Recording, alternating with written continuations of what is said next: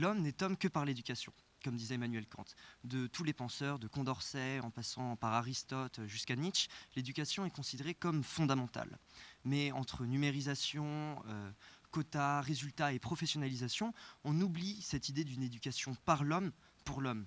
Dès lors, l'objectif de cette table ronde en fait, du mardi des Bernardins, c'était de répondre à cette question. Comment faut-il réhumaniser la transmission ? Il y a eu deux notions qui ont été abordées dans cette idée de réhumanisation de la transmission.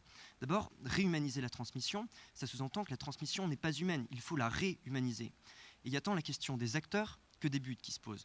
La question des acteurs, c'est remettre l'humain au centre du processus de transmission.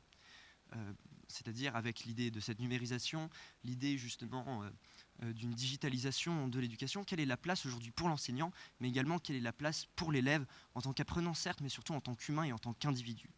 Et de l'autre côté, il y a la question des buts. Pourquoi éduquer ? Et surtout, que transmettre ?